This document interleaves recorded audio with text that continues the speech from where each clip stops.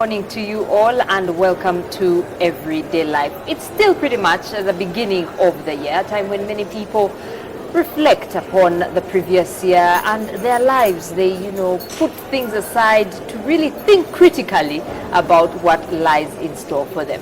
Well, today on Everyday Life, I'm speaking to Joan Mugenzi from Inspire Me, an organization that helps people dream big dreams. Joan, welcome to Morning at NTV. Thank you. Did I get that right? You inspire people to dream big dreams. Yes, you got that right, only that the company is called Imagine Me Africa. Sorry. Instead of Inspire Me. Yes. Okay, Imagine Me Africa. Imagine Me That Africa. in itself is a big dream. How do you get people to dream big dreams? Well, every one of us has the potential to dream big dreams because God created us with a mind, and the mind is supposed to be thinking. Everything that we see and enjoy in society started in the mind, and therefore for me it was more of how do you expand that, how do you help people understand that dreaming is an everyday process, but then how can we be deliberate in terms of acting on those dreams. Yeah, because I was about to say, some people can dream, but then if you don't do anything, it just remains a dream. Precisely. How long have you had this organization? We started our operations in May 2014, but the whole idea of imagination started way back in 2010. In fact, there's a time we had a party at Fang Fang, and I told people, come dressed as you will be in 2019. And it's so amazing that the things that people dreamt about at the time have actually come to pass. I have people holding international jobs. When they came to that party, they came saying, well, I'm a country director of such and such a place, and my children go to an international school and all those things, and they came to pass, the UN, all those stuff. So yeah, it's something that... So you've basically seen progress in what you're doing? Yes, I've seen progress, but the difference with 2014 is that now I stepped out to design a program where you help people think through the different processes and they're able to actually act. They draw a strategy map of 5 years. That's what we normally use. So that then on a daily basis, you have something that is guiding you. What informed that is what I had seen in organizations. I worked for World Vision International for 11 years. And part of my journey was in monitoring and evaluation. And it was amazing the tools that we use on a daily basis to simply reflect on what we do. And I thought, how about if we tweaked that and applied it to individuals? And that's what's making the difference. Okay. Uganda, like many other countries in the developing world, face so many challenges. External challenges especially. You go to a country like the US and they welcome you, come to US where your dreams come true. In Uganda it's a hustler's life, you've really got to struggle. So how would you really encourage someone, especially now at the start of the year, not to look at the price of sugar, which is 5,000 shillings, at the price of fuel, which has gone up, at school fees? How would you help them hold on to their dreams in spite of what is happening? One, there is energy in being positive. Like it or not, there is energy in being positive. And one of the critical things I tell people, forget about the negative energy around you. If all your friends are negative, find the positive ones. Because regardless of the circumstances, your mind will be thinking, you'll be thinking innovations, you'll be thinking solutions. And because of that, you will draw in that from the universe. I love the law of attraction, because whatever you focus your mind on, somewhat things will work in your favor.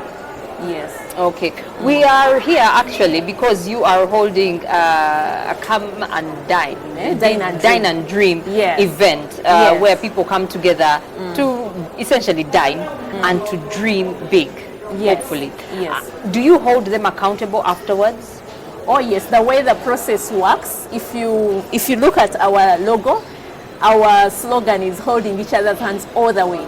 And one of the critical things that we have come to realize, if you're just going to dream and not share that dream with anybody, it will not amount to anything. It won't amount to much.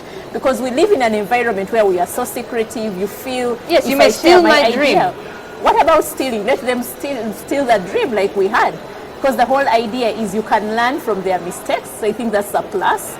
And then you still have the blueprint.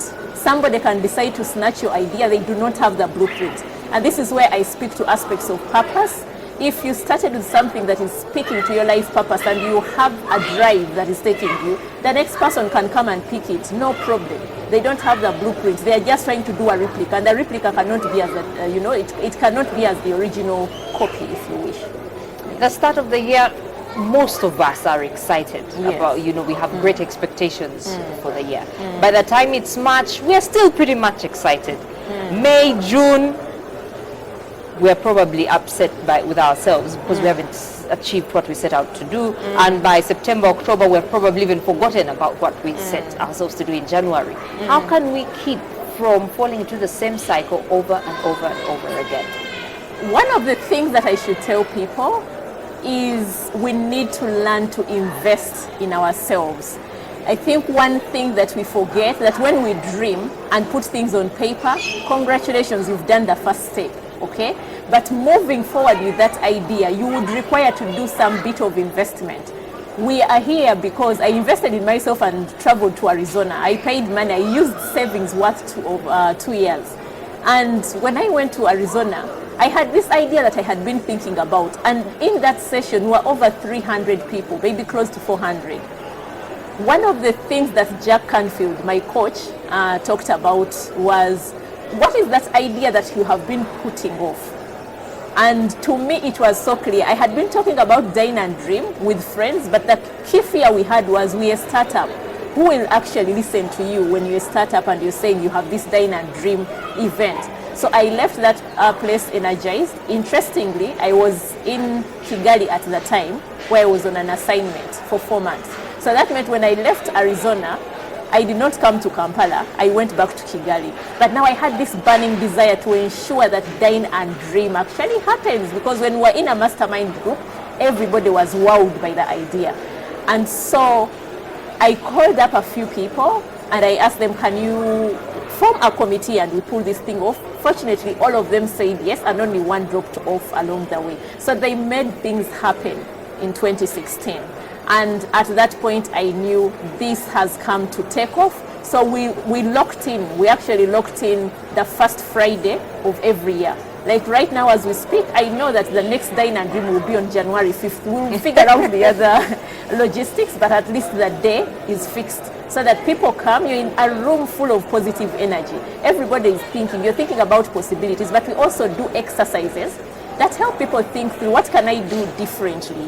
What other action can I take? Because a decision is just a decision. We are all thinking about it, but execution is what makes the difference, and that's what we push people for. So going back to your question, that accountability mechanism that is on a daily is what helps for people to actualize their dreams. Part of your mission is, from what I read, to be an African, Yes. changing the African narrative. Yes. Tell us a bit more about that.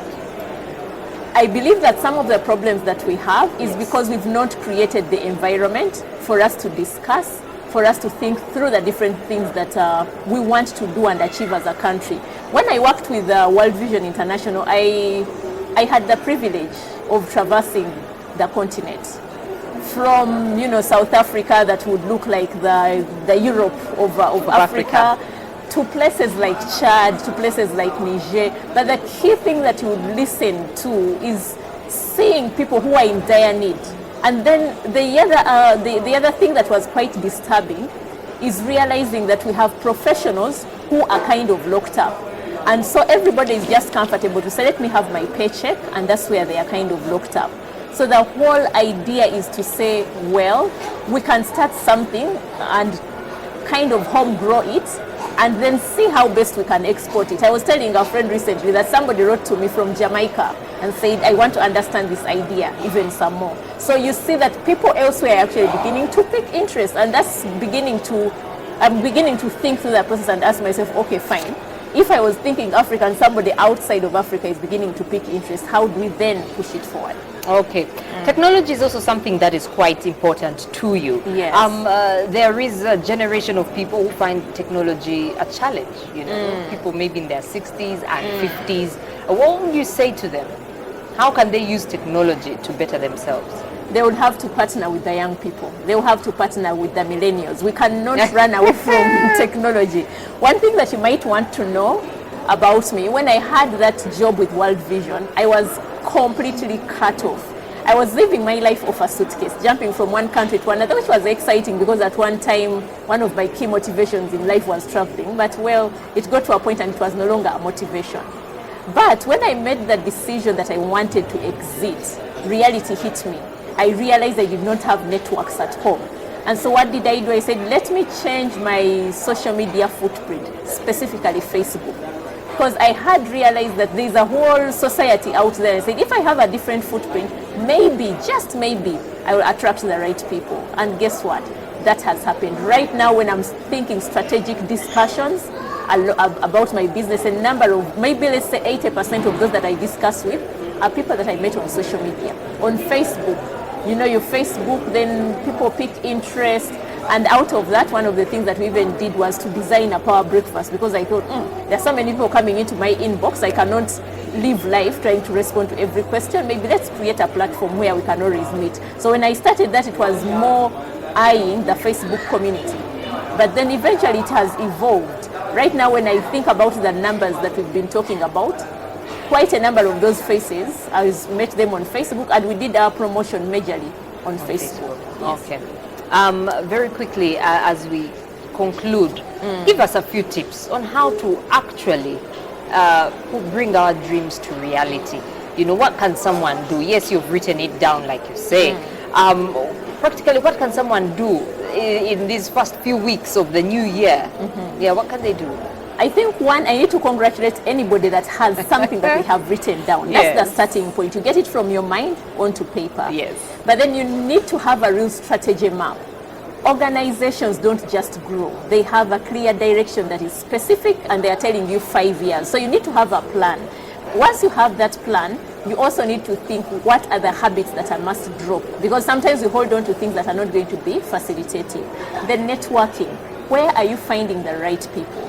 We hold these events, I will assure you, and people just look at the aspect of money. They don't see it as an investment.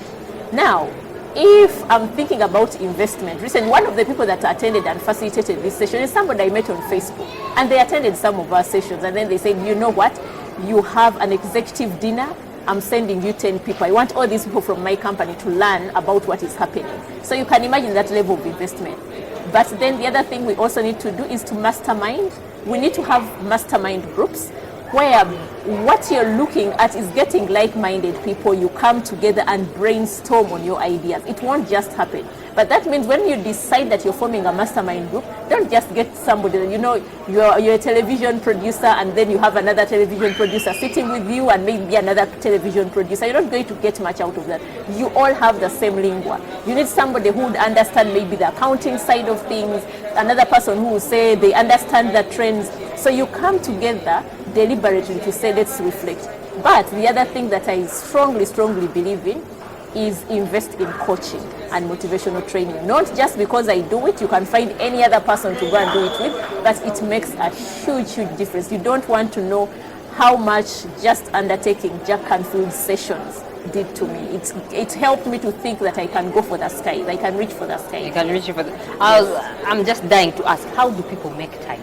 We are so busy. Yes. We spend a lot of time in traffic. Yes. A lot of time in meetings. How do we create time to better ourselves? Can you imagine that the times that you're talking about are times that are opportunities?